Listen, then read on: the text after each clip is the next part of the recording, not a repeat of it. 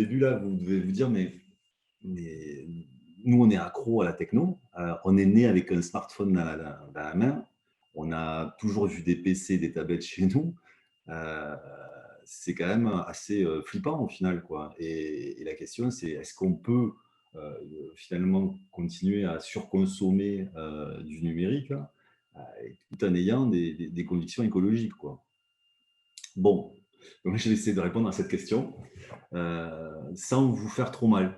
Si la question c'est: «Est-ce qu'on peut continuer à consommer, énormément, de numérique?» Et puis, penser au frigo connecté, aux chaussettes connectées, à la montre connectée.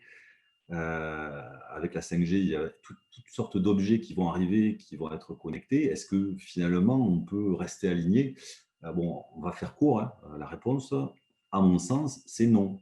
C'est non et donc le numérique, ça a plein de vertus, et ça peut amener plein de choses. Ça peut optimiser ce on appelle le green by IT, hein, donc c'est le green for IT, c'est l'IT, pardon, l'IT for green. C'est-à-dire que l'informatique au service, de la planète, ça existe, mais aujourd'hui, le numérique, c'est avant tout un fléau écologique. Donc il faut se dire les choses et donc la priorité, elle va quand même vers on est un peu plus de 8 milliards, elle va quand même plutôt vers de la sobriété. Alors qu'est-ce que c'est la sobriété? Ça a été défini il y a quelque temps et j'aime beaucoup la définition, donc par le greenIT.fr, hein, qui est un des organismes phares, donc notamment aussi avec l'INR, hein, donc c'est la démarche qui consiste à concevoir des services numériques plus sobres et à modérer ses usages numériques quotidiens.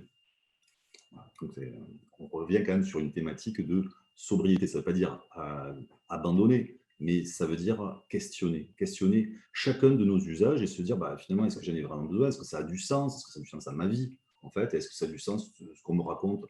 Bientôt, vous serez des professionnels, vous allez arriver en entreprise et vous avez une responsabilité. Le monde dans lequel on vit, il n'est pas idéal. Donc, votre responsabilité, c'est de le faire bouger, de ne pas accepter le statu quo. Donc, ça veut dire de challenger ce qui va vous être proposé, donc, notamment dans l'informatique, puisque l'informatique, il n'est pas né avec vous, il est né bien avant, des projets, il y en a eu. Voilà, ça fait 40 ans qu'on mène des projets informatiques. Donc, il y a des habitudes qui sont ancrées.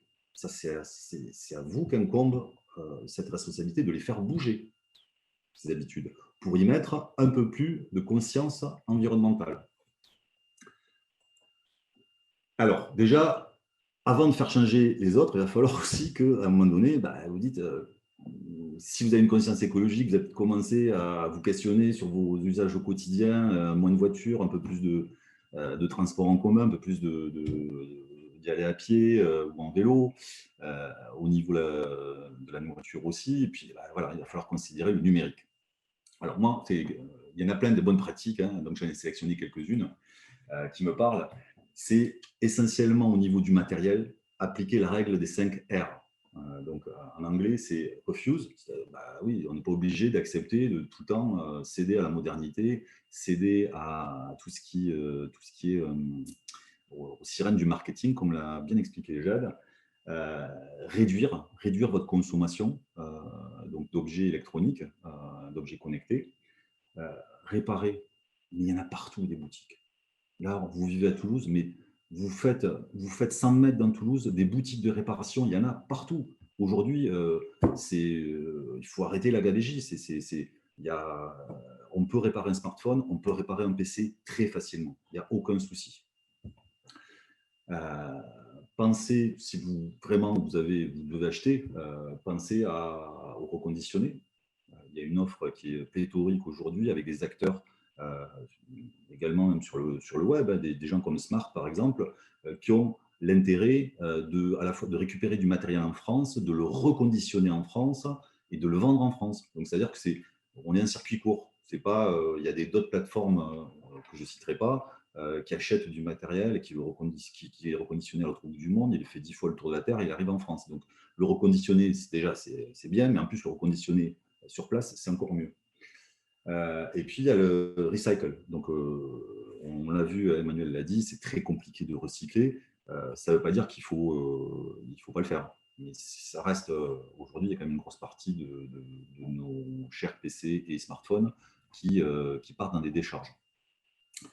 La deuxième recommandation que je vous ferai, c'est allonger au maximum la durée de vie donc, de vos équipements.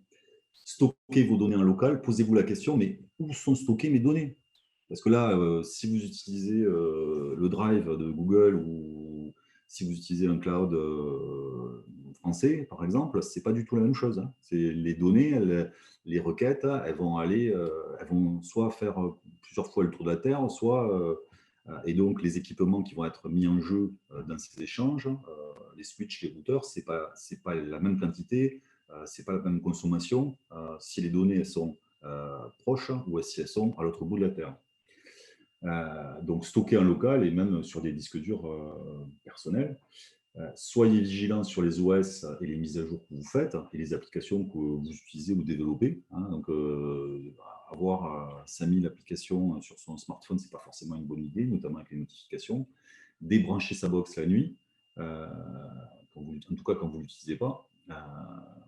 Préférez donc le Wi-Fi à la 4G, on en a parlé. Euh, et puis, si pour certains, vous créez des sites web, essayez de le faire de façon éco-conçue.